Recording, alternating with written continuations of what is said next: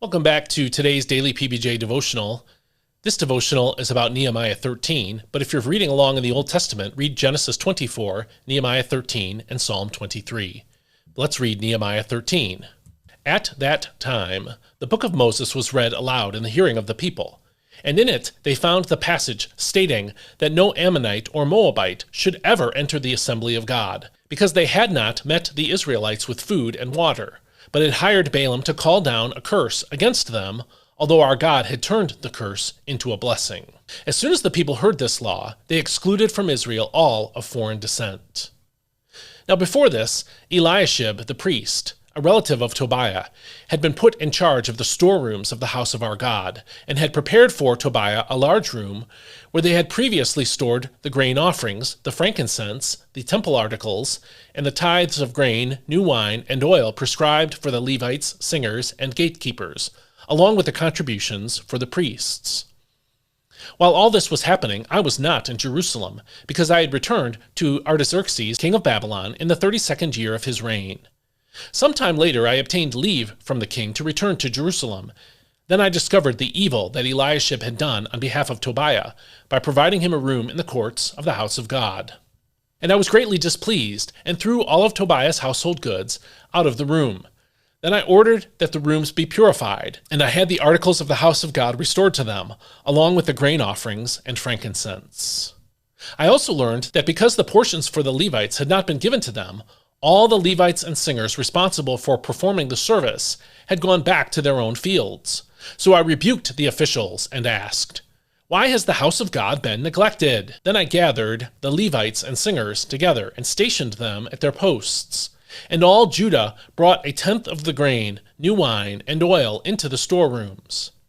I appointed as treasurers over the storerooms Shelemiah the priest, Zadok the scribe, and Pedaiah of the Levites, with Hanan the son of Zaccur, the son of Mattaniah, to assist them, because they were considered trustworthy. They were responsible for distributing the supplies to their fellow Levites. Remember me for this, O my God, and do not blot out my deeds of loving devotion for the house of my God and for its services. In those days I saw people in Judah treading wine presses on the Sabbath, and bringing in grain and loading it on donkeys, along with wine, grapes, and figs.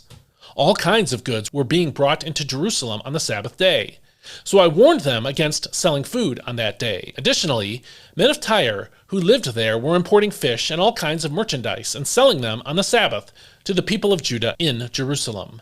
Then I rebuked the nobles of Judah and asked, "What is this evil you are doing, profaning the Sabbath day?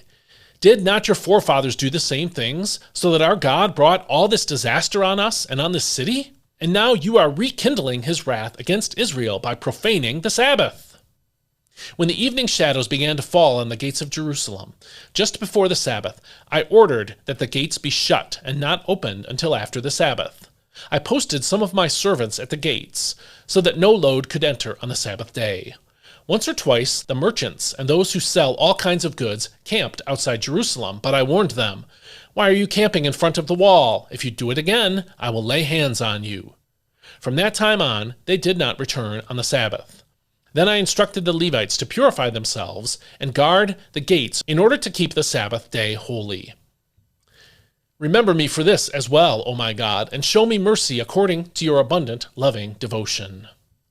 In those days, I also saw Jews who had married women from Ashdod, Ammon, and Moab. Half of their children spoke the language of Ashdod or of the other peoples, but could not speak the language of Judah. I rebuked them and called down curses on them. I beat some of these men and pulled out their hair. Then I made them take an oath before God and said, "You must not give your daughters in marriage to their sons, or take their daughters as wives for your sons or for yourselves. Did not King Solomon of Israel sin in matters like this? There was not a king like him among many nations, and he was loved by his God, who made him king over all Israel. Yet foreign women drew him into sin. Must we now hear that you too are doing all this terrible evil and acting unfaithfully against our God by marrying foreign women?" Even one of the sons of Jehoiada, the son of Eliashib, the high priest, had become a son-in-law to Sanballat the Horonite. Therefore I drove him away from me. Remember them, O my God. because they have defiled the priesthood, and the covenant of the priesthood and of the Levites. Thus I purified the priests and Levites from everything foreign, and I assigned specific duties to each of the priests and Levites. I also arranged for contributions of wood at the appointed times and for the first fruits. Remember me, O my God, with favor. This is God's word. Nehemiah was a real jerk. At least, that's how other people probably regarded him. He insisted on obedience to God's word. When he found out that others were letting disobedience slide, Nehemiah reacted strongly and emotionally. Consider these incidents. First, when a priest allowed one of God's enemies to have a big apartment in the temple, Nehemiah personally carried out his belongings and threw them on the front lawn, according to verse 8. When he found out that God's servants weren't being paid, Nehemiah called out their civic leaders and made them pay up, according to verses 10 through 12, even designating some stand-up guys to be responsible for this in the future, according to verse 13. Also, when Nehemiah learned that non-Jews who lived in Jerusalem were selling stuff on Saturday, that is, the Sabbath, Nehemiah, quote, rebuked the nobles of Judah, according to verse 17 in the NIV.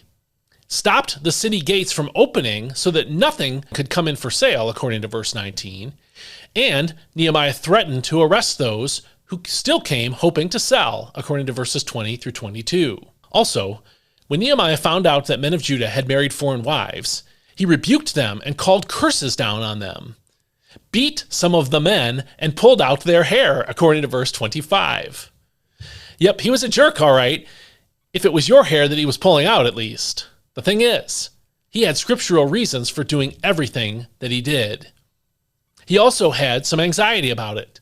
I say that because of these repeated statements. Remember me for this, my God, and do not blot out what I have so faithfully done for the house of my God and its services. That's verse 14 in the NIV. And later in verse 22 in the NIV, it says, remember me for this also, my God, and show mercy to me according to your great love. Then later on in verse 29, Nehemiah said, remember them, my God, because they defiled the priestly office and the covenant of the priesthood and of the Levites. That's again according to the NIV. And verse 31 says, remember me with favor, my God, again in the NIV. If you want to live a godly life, you will be forced to choose at times between either saying something in order to preserve your reputation and likability, or speaking up about sin, which may cause people to think that you're a jerk. When Nehemiah asked God to remember him after these incidents, he was showing the human side of doing what was right. Nehemiah paid a price in his relationships with other people in order to lead God's people to obedience. But he did that because he followed God's word and trusted in God to reward him for doing the right thing. Are you up to that? Have you been looking the other way when people sin around you so that people still like you? Nehemiah understood the pressure. I do too. In fact, I wish I could say that I was better and more consistent about showing the kind of moral leadership that Nehemiah showed in this passage. May the Lord help us all to be bolder in our stand for his commands. It's probably not necessary to beat anyone or pull out his or her hair. Just a tip. And if you found this devotional helpful, please sign up to receive it every day in your email by going to dailypbj.com/subscribe. Subscribing is free, and every day an email will show up that gives you a link to the audio, video, and a transcript of these devotionals to help you be in God's Word every day. I'm looking for financial support so I can keep doing this. Please go to dailypbj.com/support and consider one of the monthly tiers of support there. And thank you to everyone who contributes so faithfully. Please share this with others who might be helped in their faith by it, and I'll see you next time. May God bless you. Hope you have a great day.